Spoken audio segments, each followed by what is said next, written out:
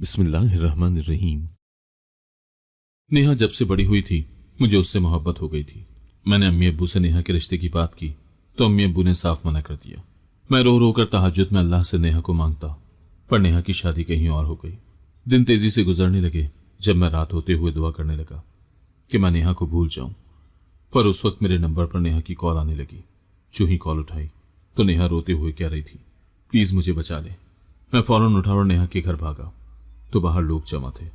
मैं जो ही अंदर गया, मैं घर में दाखिल हुआ तो खिलाफे मामूल आज घर में काफी सन्नाटा था। मैं सहन में अपनी साइकिल खड़ी करके अम्मी को आवाजें देता अंदर दाखिल हुआ।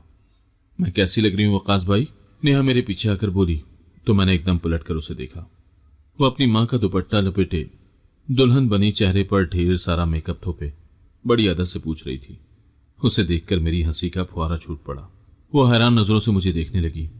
यकीनन आज घर पर कोई नहीं था, तभी उसे अपने शौक पूरे करने का मौका मिल गया था।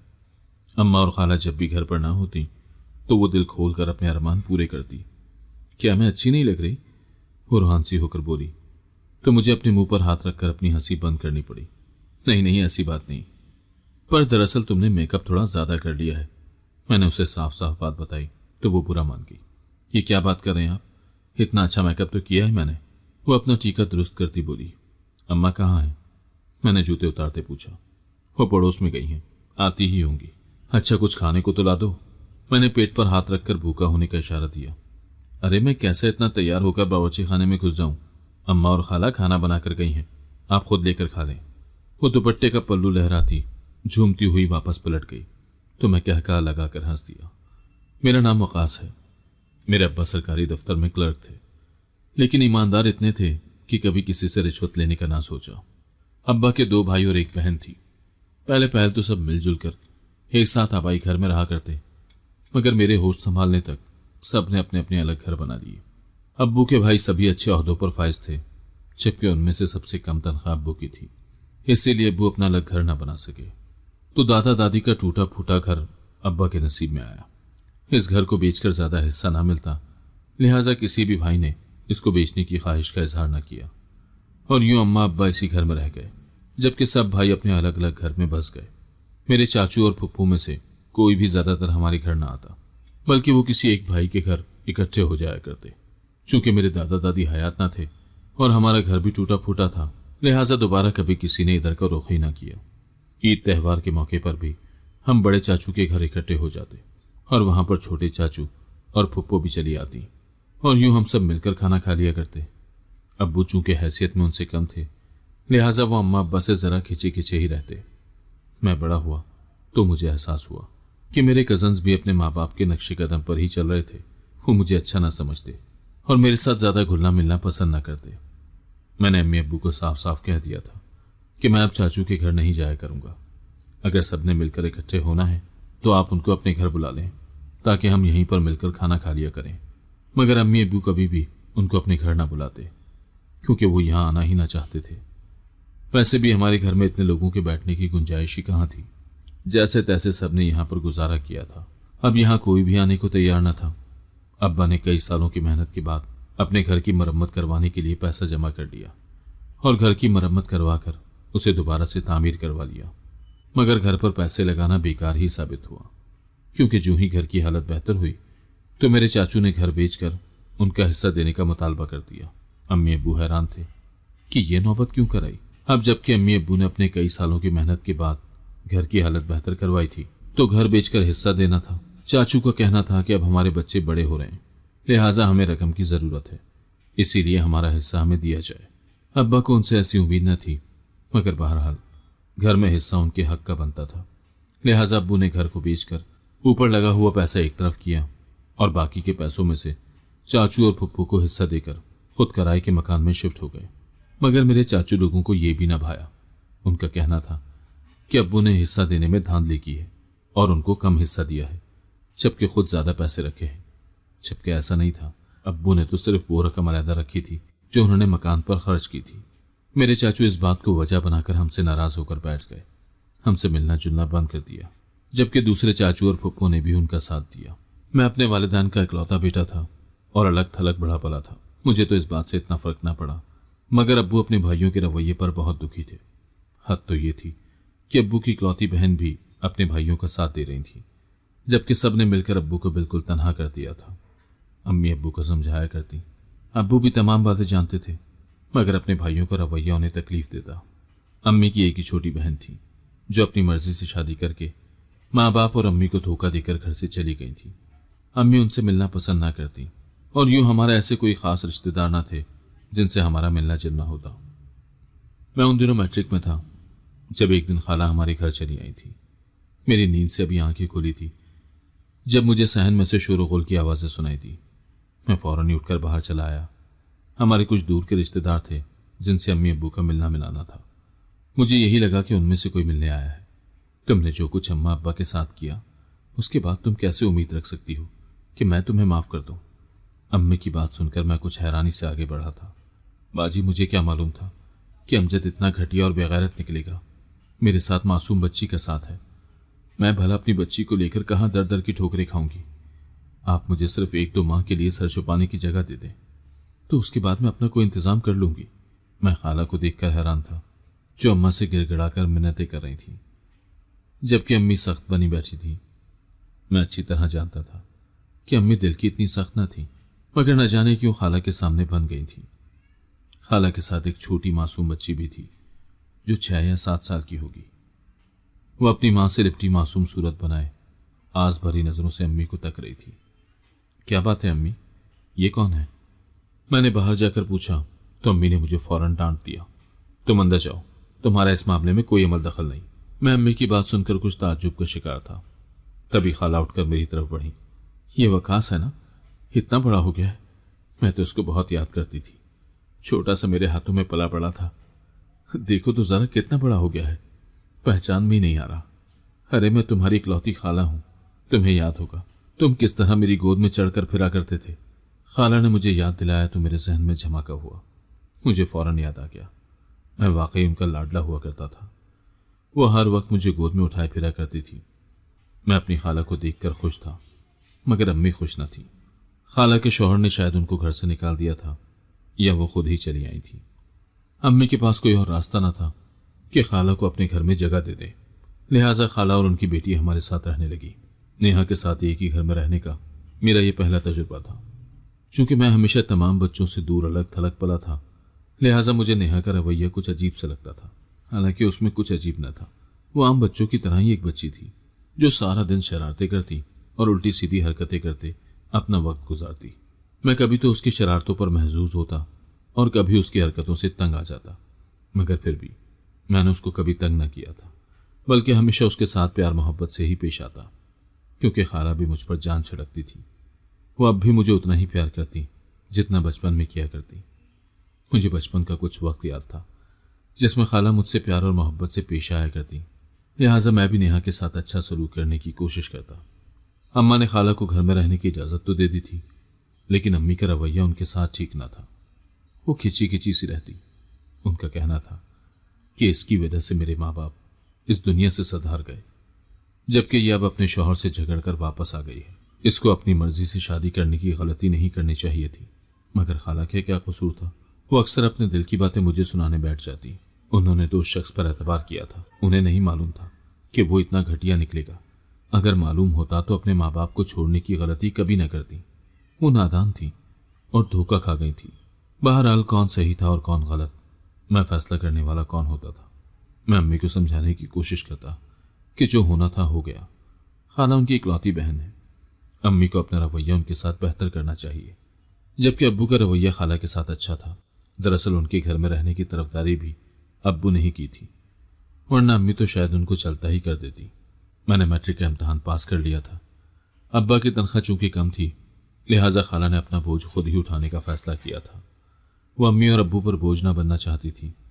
वो सिर्फ सर छुपाने को इस घर में चली आई थी, क्योंकि उनके पास जाने के लिए कोई ठिकाना न था। मगर उन्होंने जल्द ही एक प्राइवेट स्कूल में नौकरी शुरू कर दी और नेहा का दाखिला भी उसी स्कूल में करवा दिया। वो नेहा को सुबह अपने साथ ही ले जाती और वापसी पर अपने साथ ले आती। खाला अपना और नेहा का खर्चा बखूबी उठा रही थी, बल्कि वो अपनी तनख्वाह से कभी कभार मेरे और अम्मी के लिए तोहफा भी ले आती, जो अम्मी किसी तौर कबूल न करती। मगर मैं खुशी खुशी खाला से गिफ्ट ले लिया करता था। आखिर वो मेरी इकलौती रिश्तेदार थी जो मेरे नाज नखरे उठाया करती। नेहा की शरारतें दिन ब दिन बढ़ती जा रही थी। उसको देखकर बिल्कुल कहीं से भी मालूम न होता कि वो बिन बाप के पल रही थी, बल्कि वो घर में मुझसे ज्यादा चुस्त व तवाना और शरारती थी। अम्मी का खाला पर गुस्सा अपनी जगह, मगर उन्होंने नेहा को कभी कुछ न कहा था और खुशदिली से उसकी शरारतें कबूल करती, बल्कि अक्सर उसकी शरारतों पर मुस्कुराती दिखाई देती। वक्त गुजरने का पता ही न चला था। मैंने इम्तियाजी नंबरों से अपनी तालीम मुकम्मल की थी, लिहाजा मुझे एक बहुत अच्छी कंपनी में नौकरी मिल गई। मेरी तनख्वाह भी अच्छी थी और दीगर सहूलियात भी मुयस्सर थी। अब्बू काम से रिटायर हुए तो उन्हें काफी पैसा मिला, जबकि कुछ जमा पूंजी भी मौजूद थी। उस पैसे से अब्बा ने अपना घर खरीद लिया। मेरी तनख्वाह से घर का अच्छा गुजर बसर होने लगा। हमारे हालात तब्दील हुए तो रिश्तेदारों की नजरें भी बदल गईं। अब वो हमारे घर आने जाने लगे और मुझे और अम्मी अब्बू को अपने घर बुलाने लगे।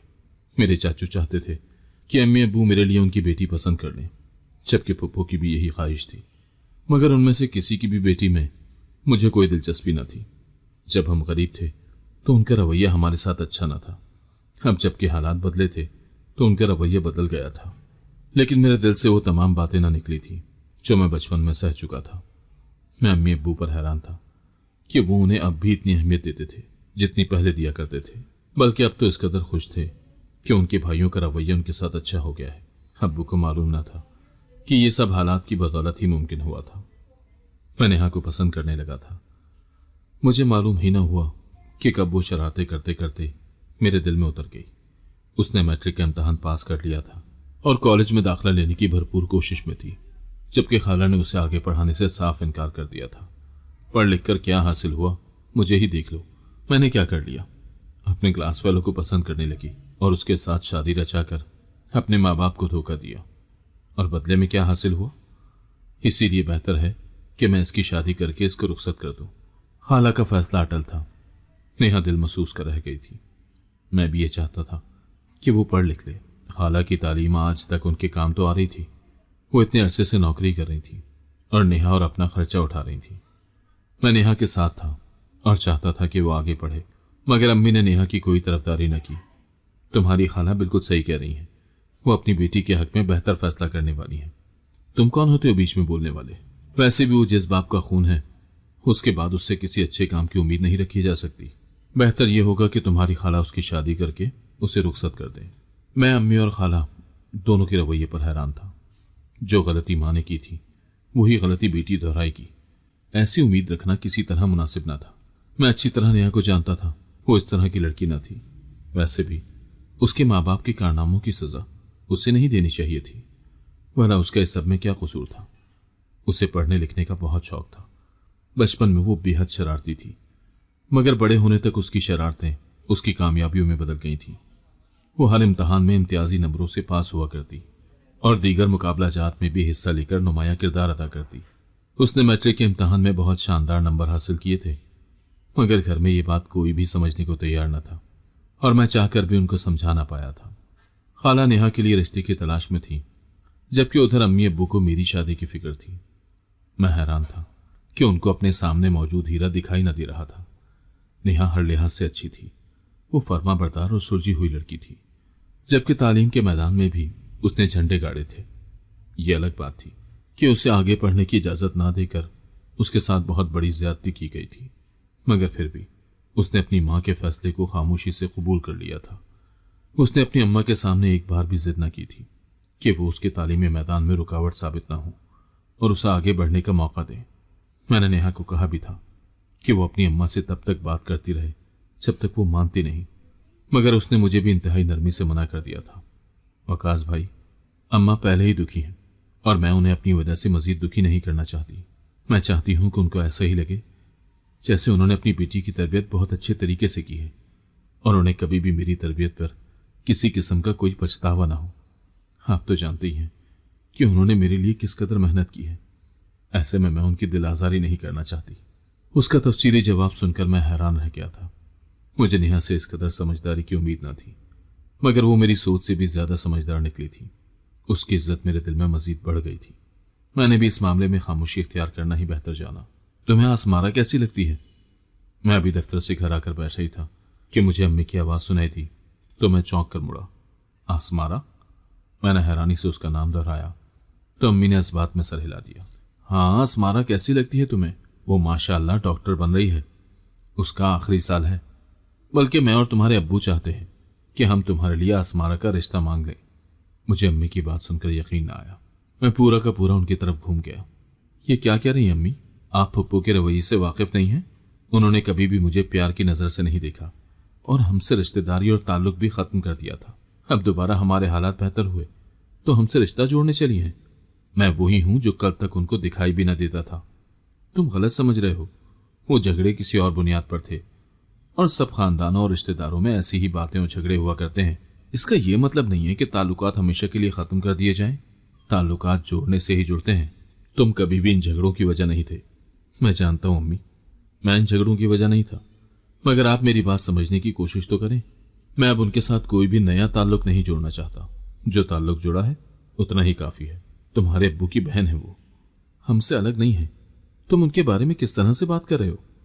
अम्मी मेरी बात सुनकर सख्त मायूस थी। आसमाना डॉक्टर बन रही है। तुम्हारे अब्बू की ख्वाहिश है कि अपनी बहन की बेटी घर में लेकर आए। वो तो ठीक है अम्मी, मगर मेरी ये ख्वाहिश नहीं है कि मैं आसमारों को अपनी ज़िंदगी में शामिल करूं। मेरे दिल में उसके लिए कोई जगह नहीं है। मैंने अम्मी को साफ साफ जवाब दिया तो वो हैरानी से मुझे देखने लगी। बेटा, निकाह के बोलों में बड़ी ताकत है। दिल में जगह खुद ब खुद बन जाती है, बल्कि आसमारा खुद ही जगह बना लेगी।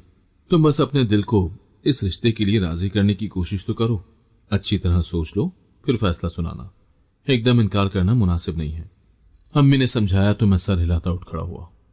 मैं जानता था अम्मी से बहस करना फजूल है। वो मेरी बात कभी भी नहीं समझ सकती। मैं अपनी बात को समझाने की कोशिश भी करता तो कोई फायदा ना होता। मैं चुपचाप उठकर कमरे में चला आया था। मेरे दिल में एक बोझ था। मैं जिससे शादी करने का ख्वाहिशमंद था, मैं उसका नाम अपने लबों से लेने से कासर था। ये क्या कह रहे हो तुम? तुम्हारा दिमाग तो ठीक है। अम्मी ने गुस्से से मुझे घूरा तो मैं नजरें चुरा गया। अम्मी, इसमें दिमाग खराब होने वाली क्या बात है? मैंने हिम्मत करके दोबारा कहा। यही वक्त था जब मैं हिम्मत दिखा सकता था। अगर आज मैं हौसला हार गया तो मैं नेहा को हमेशा के लिए हार जाऊंगा। मैंने दिल में सोचा और अम्मी को दोबारा से मनाने के जतन करने लगा। अम्मी अब्बू ने मुझे आसमारा से शादी करने पर जोर दिया तो मैंने अम्मी के सामने नेहा का नाम ले दिया। मेरी बात सुनकर अम्मी सकते में रह गई थी। ये क्या कह रहे हो तुम? ऐसा मुमकिन नहीं है। मगर क्यों अम्मी? ऐसा क्यों मुमकिन नहीं है? वो हमारे खानदान में से नहीं है, बल्कि वो किसी और नीच खानदान से है। और तुम्हें अच्छी तरह मालूम है कि हम खानदान से बाहर शादियां नहीं किया करते। मगर अम्मी, वो मेरी खाला की बेटी है। वो किसी और खानदान से कैसे हो सकती है? उसकी मां ने भागकर अपने हम जमात से शादी रचाई थी, जो कि हमारे खानदान का ना था। तुम उसकी बेटी से शादी करने की ख्वाहिश कैसे रख सकते हो? उसको घर में जगह देने का मतलब ये नहीं है कि मैं उसको अपनी बहू ही बना लूं। मुझे लगता है उसने तुम पर अभी से डोरे डालने शुरू कर दिए हैं। अम्मी को ये बात किसी तौर हजमी ना हो रही थी। अम्मी, ऐसी कोई बात नहीं है। उसे कुछ भी मालूम नहीं है। ये मेरी अपनी ख्वाहिश है। तुम्हें चाहने के लिए नेहा ही मिली थी। वो बमुश्किल अभी मैट्रिक पास है। तुम्हें अपनी पप्पू की पढ़ी लिखी, काबिल और खूबसूरत बेटी आसमारा दिखाई नहीं दे रही, जिसका रिश्ता प्लेट में लिए हम तुम्हारे पीछे फिर रहे हैं? इस बार अब्बू ने गुस्से से कहा था। मगर अब्बू, अगर मगर कुछ नहीं, तुम अपने आप को आसमारा से शादी के लिए राजी करो और नेहा का ख्याल दिलो दिमाग से निकाल दो। वो कभी भी इस घर की बहू नहीं बन सकती। अब्बू ने दो टूक फैसला किया और उठकर चले गए। मैंने आस भरी नजरों से अम्मी की जानिब देखा तो उन्होंने भी मुंह फेर लिया। खाला ने नेहा के लिए लड़का ढूंढ लिया था। वो अब्बू के साथ दफ्तर में काम करने वाले चाचा करीम का भतीजा था। लड़के के अब्बा की किराने की दुकान थी और वो अपने बाप के साथ दुकान पर बैठा करता। वो बमुश्किल मैट्रिक पास था, मगर नेहा की तालीम भी उतनी ही थी। लिहाजा खाला को उसकी तालीम से कोई फर्क न पड़ता था। अपना कमाता है, कारोबार है, अल्लाह ने चाहा तो कारोबार में बरकत पैदा हो जाएगी। रिस्क औरत के नसीब का होता है। नसीब खराब हो तो चलते हुए कारोबार भी डूब जाते हैं। लड़का बज़ाहिर शरीफ था, जबकि खानदान भी शराफत का पैकर था। इसीलिए अम्मी अब्बू ने उस रिश्ते के लिए हामी भर ली और यूं नेहा का रिश्ता मेरी आंखों के सामने ही तय हो गया, जबकि मैं कुछ भी न कर सका। मैं नेहा से एक बार बात करना चाहता था, मगर मेरी हिम्मत ही न हो सकी। न जाने वो मेरे बारे में क्या सोचती। वो तो मुझे हमेशा भाई कहकर मुखातिब किया करती। अगर मैं उससे अपनी मोहब्बत का इजहार करता तो हो सकता था कि उसके दिल में भी मेरे लिए मोहब्बत पैदा हो जाती, मगर मैं ऐसा नहीं चाहता था। मैं नहीं चाहता था कि वो खाला से बगावत करे और मुझसे अपनी मर्जी की शादी करके खाला की तरह अपनी माँ को धोखा दे। मैं ये भी नहीं चाहता था कि मेरी मोहब्बत का इल्म होने के बाद वो अपने रिश्ते पर दुखी होकर इस घर से रुखसत हो। वो उसको अपनी किस्मत का फैसला समझकर कबूल कर चुकी थी, इसीलिए मैं चुप रहा और नेहा का रिश्ता तय होने पर किसी किस्म के रद्द-ए-अमल का इजहार नहीं किया। खाला और नेहा दोनों ही मेरी पसंदीदगी से नावाकिफ थी। मैं नेहा के दिल में नए जज्बात नहीं उभारना चाहता था। मैंने नेहा से शादी की जिद तो छोड़ दी थी और अम्मा अब्बा के सामने सरे तस्लीम खम कर दिया था, लेकिन मैं अपने दिल को आसमारा से शादी के लिए मना ना पाया था। मैंने अम्मी अब्बू को साफ साफ कह दिया था कि अगर नेहा नहीं तो ठीक है, मैं आपका फैसला मानने को तैयार हूं, मगर मुझे आसमारा से शादी करने पर जोर न डालें। आप मेरे लिए किसी और लड़की की तलाश करें।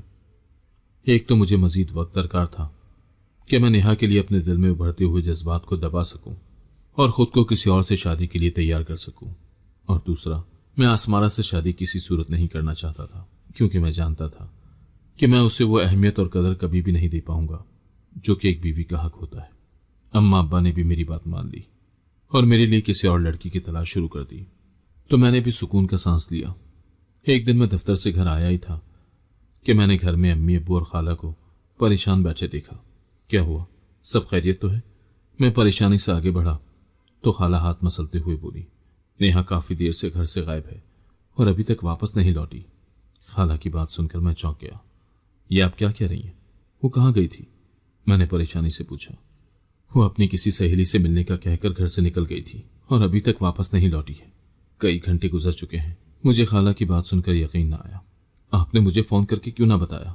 मैं उसी वक्त उसको ढूंढने जाता तो उसका कुछ पता चल जाता। मैं हैरान था कि खाला, अम्मी और अब्बू में से किसी ने भी मुझे हवा तक न लगने दी थी। मैं तुम्हें क्या बताती, मुझे नहीं लगता कि वो ढूंढने से मिलेगी। वो अपनी मर्जी से ही घर से गई है और अब कभी वापस नहीं आएगी, इसीलिए उसे ढूंढने जाना भी बेकार है। मैं तो उसकी शक्ल भी नहीं देखूंगी। ये आप क्या कह रही हैं खाला? आप ऐसा कैसे कह सकती हैं कि वो अपनी मर्जी से गई है? मैंने अपना माथा ही पीट डाला। वो ऐसी लड़की नहीं है। उसने मुझे खुद बताया था कि वो आपकी हर ख्वाहिश पूरी करने का इरादा रखती है। अगर उसने अपनी मर्जी से ये काम करना होता और अगर उसे शादी पर एतराज होता तो वो आपको सामने कह देती, यूं छुप कर घर से ना भाग जाती। मैं खाला की मंतक पर हैरान था। मैंने खाला से उसकी सहेली के बारे में पूछा कि वो किसके घर गई थी। रेदा नाम है उसकी सहेली का। खाला ने कहा वो खाला के स्कूल में ही पढ़ी थी, इसीलिए खाला को उसके बारे में मालूम था। मैं खाला से पता लेकर रेदा के घर पहुंचा और इससे नेहा की बाबत दरियाफ्त किया तो उसने बताया कि नेहा यहां आई थी, मगर 2-3 घंटे पहले ही वापसी के लिए निकल चुकी है। मैं नेहा की तलाश में मारा मारा फिरने लगा। वो आखिर कहाँ चली गई थी? अगर वो घर से किसी के लिए भागी थी तो फिर वो अपनी सहेली के घर क्यों गई और उससे मुकर्रर वक्त पर मिलकर ही वापस निकली थी, लेकिन वापस घर न पहुंची थी। खाला, हमें पुलिस में नेहा की गुमशुदगी की रिपोर्ट दर्ज करवा देनी चाहिए। मैंने खाला को मशवरा दिया तो वो नफी में सर हिलाने लगी। इसकी जरूरत नहीं है। मैं सोच भी नहीं सकता था कि खाला नेहा के मामले में इतनी सफाक क्यों थी। खाला, कहीं उसका बाप तो नेहा को अपने साथ नहीं ले गया? अचानक मेरे जहन में ख्याल आया तो मैंने फौरन खाला को कहा। मेरी बात सुनकर वो चौंक गई। हो सकता है वो नेहा की तलाश में हो, तुम चलो मेरे साथ। खाला उसी वक्त खड़ी हो गई। नेहा का बाप 2 से 3 बार नेहा से मिलने आ चुका था। खाला ने उसको घर में दाखिल न होने दिया, ताहम वो नेहा से दरवाजे पर ही मिलकर लौट जाया करता था। खाला मुझे लेकर एक गंदे से इलाके में चली आई जहां पर टूटे फूटे घर बने हुए थे। इलाके में जगह जगह गंदगी फैली हुई थी।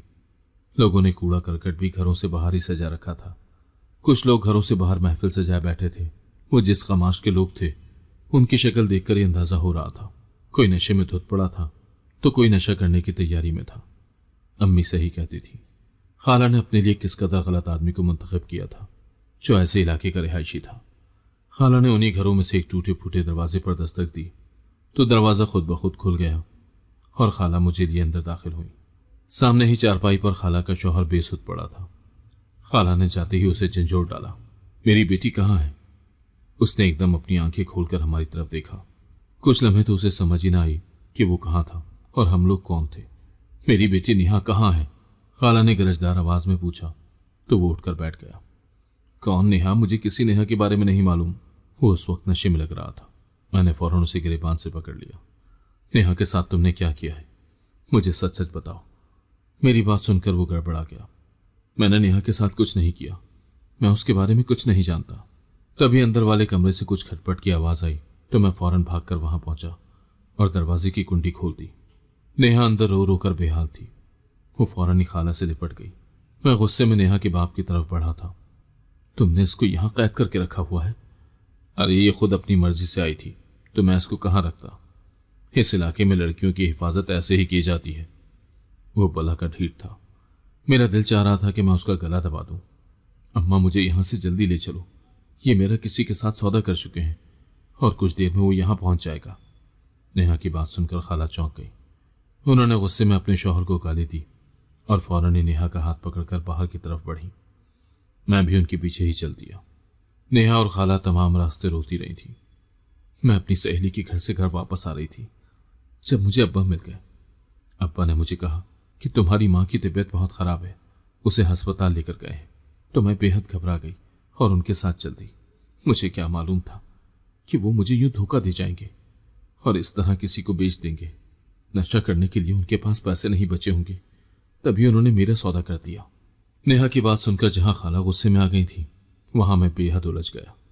कोई बाप इतना जालिम कैसे हो सकता है कि अपने नशे के लिए अपनी बेटी का सौदा कर दे।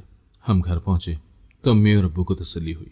उनको भी खाला के शौहर से इतनी घटिया हरकत की उम्मीद न थी।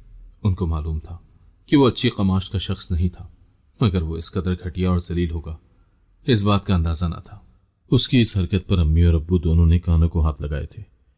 खालों को अब नेहा की शादी करने की बहुत जल्दी थी, इससे पहले कि इसका बाप दोबारा इसकी ताक लगाकर बैठे। मुझे इसको इज्जत के साथ इस घर से रुखसत करना है। हो सकता है उसने जिन आदमियों के साथ इसका सौदा किया हो, उनसे कुछ पैसे भी लेकर खाए हों और वो नेहा की तलाश में रहे। लिहाजा मैं जल्द अज जल्द इसकी शादी करना चाहती हूँ। खाला ने लड़के वालों से बात की तो वो भी रुखसती लेने को तैयार हो गए। घर में नेहा की शादी की तैयारियां शुरू होने लगी। मैं बेहद परेशान था। मैं अपने दिल से अभी तक नेहा की मोहब्बत को निकाल ना पाया था। दफ्तर की मसरूफियत की वजह से दिन तो गुजर जाता, मगर रात गुजारना मेरे लिए बहुत मुश्किल था। मैं रो रो कर तहज्जुद में नेहा से मिलन की दुआ करता। मैं अल्लाह ताला से बच्चों की तरह जिद करके नेहा को मांगता। मैं हर रात इस सजदे में कितनी ही देर पड़ा रहता। मेरे रब से बस एक ही तलब थी कि किसी तरह नेहा को मेरी जिंदगी में शामिल कर दे, बाजी पलट दे, कोई ऐसा सिरा मेरे हाथ में दे दे कि नेहा किसी तरह मेरी हो जाए। मैं जानता था कि अम्मी, अब्बू और खाला तीनों को ही इस रिश्ते के लिए मनाना बेहद मुश्किल था। खाला तो शायद फिर भी मान जाती, नेहा उनकी नजरों के सामने रहती और वो भी मुझे कितना प्यार करती थी, मगर अम्मी अब्बू किसी सूरत इस रिश्ते के लिए राजी न थे। अब उसके बाप ने जो हरकत की थी, उसके बाद तो बिल्कुल भी तैयार न होते। उसका क्या भरोसा था कि वो नेहा की शादी के बाद भी नेहा को ऐसे ही उठवा ले। मैं खाला के साथ नेहा की शादी की तैयारियों में पेश था। खाला को बाजार ले जाने की जिम्मेदारी मेरी ही थी, मगर मेरा दिल किस कदर खून के आंसू रोता, इसका अंदाजा सिर्फ मुझे ही था। मैं अभी तक किसी मुआवजे की उम्मीद में था, मगर कोई मुआवजा न हुआ और शादी का दिन भी आन पहुंचा। नेहा रुखसत होकर अपने पिया के साथ सिधार गई, जबकि मैं बेहद गमगीन और उदास होकर अपने कमरे में घुस गया। मेरी सारी दुआएं रायगा गई थी और कोई भी दुआ मेरे काम न आई थी। वो मेरे नसीब में ना लिखी थी, लिहाजा मुझे ना मिली। अब मेरे लबों पर बस एक ही दुआ होती कि मैं किसी तरह नेहा को भूल जाऊं और अपनी जिंदगी में मसरूफ हो जाऊं। मेरे लिए शब रोज गुजारना बेहद मुश्किल था। मेरी सारी रात नेहा की यादों में ही गुजर जाती। मैं दुआ गो था कि खुदा उसे दायमी खुशियां अता करे। एक रात में दफ्तर से आकर अपने कमरे में गया ही था कि मेरे नंबर पर नेहा की कॉल आने लगी। मैंने फोन उठाया तो मुझे उसकी रोती हुई आवाज सुनाई दी, मुझे बचा ले, प्लीज मुझे बचा ले। वो एक ही फिक्रा बार बार दोहरा रही थी। मैं बेहद परेशान था। क्या हुआ, मुझे बताओ तो सही। इससे पहले कि वो कोई बात करती, फोन कट गया। मैं फौरन ही परेशानी में बाहर की तरफ भागा। मैंने अम्मी और खाला को भी कुछ न बताया था। मैंने बाइक की चाबी उठाई और उसके घर की तरफ रवाना हो गया। नेहा के घर के बाहर कुछ लोग जमा थे। मैं जो ही अंदर गया, नेहा के बाप को देखकर हैरान रह गया। वो नशे में धुत तमाशा लगाकर बैठा था। ये मेरी बेटी है और इसको मैं यहां से लेकर जाऊंगा। वो नेहा के ससुराल वालों की बात भी सुनने को तैयार न था। तुम्हारी बेटी अब शादीशुदा है, इस पर इसके शौहर का हक है। मैंने गिरेबान से पकड़कर उसे झटका दिया और वहां से बाहर निकलने को कहा। शादीशुदा है तो मैं इसकी शादी खत्म कर देता हूं। उसने जेब से पिस्तौल निकाली और रुख नेहा के शौहर की तरफ कर दिया। वहां मौजूद सभी लोग घबरा गए। तुम ऐसा कुछ नहीं करोगे, तुम होश में नहीं हो, अपनी पिस्तौल नीचे करो। मैं जैसे ही उसकी तरफ बढ़ा, उसने पिस्तौल का रुख मेरी तरफ कर दिया। रुक जाएं वकास भाई, प्लीज रुक जाएं। नेहा ने मुझे मिन्नतें करके रोक दिया। हम तो नेहा का बाप समझकर इसे इज्जत दे रहे थे। हमें क्या मालूम था ये हम पर ही पिस्तौल तान के खड़ा हो जाएगा। अगर पहले मालूम होता कि इस लड़की का बाप इस कदर गिरा हुआ है तो हम कभी अपनी बेटी की शादी इस लड़की से न करते। नेहा का ससुर बेहद गुस्से में था। मैं उस शादी को नहीं मानता जिसमें बाप ही शरीक ना हो। बेटी की शादी में बाप की रजामंदी जरूरी है कि नहीं? उसने पिस्तौल लहराकर सबकी राय मांगी और पिस्तौल का रुख दोबारा नेहा के शौहर की तरफ करके फायर खोल दिया। मेरी नजर उसकी उंगली पर जमी थी। जैसे ही उसने फायर खोला, मैं फौरन नेहा के शौहर के सामने आ गया और उसके सीने पर लगने वाली गोली अपने सीने पर खा ली। पिस्तौल चलने पर सभी चीख उठे। नेहा का बाप तो फौरन ही भाग खड़ा हुआ। नेहा रोती हुई मेरी तरफ बढ़ी ही थी। ये क्या किया आपने? वो रोते हुए बोली। मैं जमीन पर गिर चुका था। तुम्हारी शादी को अभी दिन ही कितने हुए? मेरे होते हुए कोई तुम्हारे शौहर को नुकसान कैसे पहुंचा सकता है? मैं बमुश्किल बोलकर बेहोश हो गया। मुझे अस्पताल में होश आया था। सभी परेशानी से मेरे इर्द गिर्द बैठे थे। मुझे होश में आता देखकर सबकी जान में जान आई। तुमने क्यों खुद को इतनी तकलीफ में डाला? खाला परेशानी से बोली थी। वो बेहद हैरान थी कि मैंने वो सब क्यों किया था। अरे खाला, नेहा के शौहर को बचाना मेरा फर्ज था। आखिर नेहा की खुशियां उसी के साथ तो जुड़ी हैं। मैं धीमे और मायूस लहजे में बोला तो अम्मी से सक उठी। मैं ठीक हूं अब अम्मी, आप क्यों परेशान हो रही हैं? मैंने अम्मी को तसल्ली दी। शुक्र है वो तो गोली छूती हुई गुजर गई। अगर तुम्हें कुछ हो जाता तो मैं और तुम्हारे अब्बू जीते जी मर जाते। अम्मी से सकती हुई बोली थी, जबकि अब्बू जब्त किए बैठे थे। कुछ नहीं हुआ ना अम्मी मुझे? आप चुप हो जाएं प्लीज। उस आदमी को पुलिस गिरफ्तार करके ले गई है। तुम्हारे अब्बू ने उसके खिलाफ रिपोर्ट दर्ज करवा दी थी। खाला ने मुझे इत्तला दी तो मुझे सुकून मिला। अब वो नेहा को परेशान ना करेगा। नेहा नहीं आई? मैंने इधर उधर देखते हुए पूछा। वो इद्दत में है। उसके शौहर ने उसे तलाक देकर घर से निकाल दिया। खाला की बात सुनकर मैं चौंक गया और फौरन उठने की कोशिश की, मगर तकलीफ की शिद्दत से कराह कर रह गया। लेटे रहो बेटे। लड़के के घर वालों को कहना था कि उन्हें नेहा के बाप के मुतालिक मालूम ना था। अब जबकि वो एक बार उनके घर आया तो दोबारा भी आ सकता है। इस बार अगर उनके लड़के को गोली लग गई तो वो क्या करेंगे? अपने इकलौते बेटे को यूं तकलीफ में नहीं देख सकते। मुझे नेहा की तलाक का सुनकर बेहद अफसोस हुआ। न जाने क्यों उसे कोई भी खुशी पूरी न मिल पाती थी। बाप था तो वो नशई जिसने बचपन में कभी पलटकर पूछा नहीं, और जब जवान हुई तो बाप को उसकी कदरों कीमत का अंदाजा हो गया। जबकि शौहर मिला तो वो पीठ फेर कर भाग गया। उसके बाप ने ही उसकी खुशियां दोबारा से छीन ली थी। मुझे एक हफ्ते में अस्पताल से छुट्टी मिल गई थी। घर में सभी मेरी तीमारदारी में लगे रहते। खाला बेहद शर्मिंदा थी। वो अम्मा से कई बार माफी मांग चुकी थी। तुम्हारा क्या कसूर है सब में? तुम तो उसका कब का छोड़ चुकी हो। अम्मा धीमे लहजे में कहती, मगर खाला की शर्मिंदगी खत्म होने में ना आ रही थी। एक बार नेहा की इद्दत खत्म हो जाए, मैं इसे हमेशा के लिए यहां से लेकर चली जाऊंगी। खाला की बात सुनकर मैं चौंक गया। ये क्या कह रही हैं आप खाला? आप क्यों जाएंगी? बेटी वो बहुत ही बेगैरत आदमी है, इतनी आसानी से बाज नहीं आएगा। वो फिर इस घर में घुस सकता है। यहां पर नेहा को खतरा लाहक होने के साथ साथ तुम सबको भी खतरा है। दोबारा उसने कोई ऐसी हरकत की तो मैं किसी सूरत बर्दाश्त न कर पाऊंगी। इसीलिए बेहतर यही है कि मैं और नेहा यहां से चले जाएं, किसी ऐसी जगह जहां उसको हमारे ठिकाने का इल्म ना हो सके। नहीं खाला, वो जेल में है। मैं इतनी आसानी से उसे बाहर नहीं आने दूंगा। कई साल जब जेल में गुजारेगा तो ऐसी हरकत करने की कभी कोशिश न करेगा। मैंने खाला को तसल्ली देने की कोशिश की, मगर वो मुतमईन न हुई। नेहा की इद्दत खत्म हो गई थी। मैं काफी दिनों से देख रहा था कि खाला किसी खुफिया मिशन पर थी। उन्होंने मुझे कानों कान खबर न लगने दी और इस घर को छोड़कर जाने की सारी तैयारी मुकम्मल कर ली। मैं हैरानी से उन्हें सामान बांधते देख रहा था। मेरा दिल दुख से भरा था। उन्होंने जिंदगी का एक बड़ा हिस्सा हमारे साथ गुजारा था। न जाने उनको कब उनके हिस्से की खुशियां मिलती। उनकी एक गलती ने न सिर्फ उनकी बल्कि उनकी बेटी की भी जिंदगी बर्बाद कर दी थी। मैं अम्मा के हाथ पकड़े उनकी मिन्नतें कर रहा था। अम्मा रोक लें खाला को, वो इस उम्र में कहाँ दर दर की ठोकरें खाएंगी। वक्कास, मैंने ना उसे इस घर में आने का कहा था, ना ही जाने का कहा है। वो आई भी अपनी मर्जी से थी और जा भी अपनी मर्जी से रही है।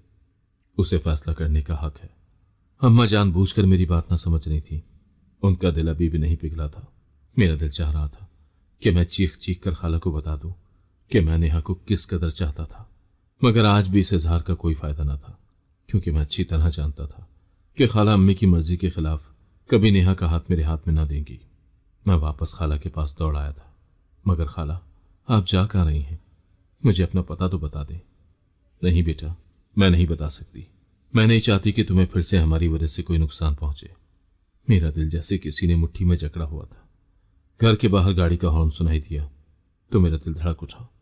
खाला ने सूटकेस उठाया और एक अलविदाई नजर घर पर और अम्मी पर डाली। लाए खाला, मुझे थे। मैंने खाला के हाथ से सूटकेस और नेहा के हाथ से बैग पकड़ लिया और बाहर की तरफ बढ़ा।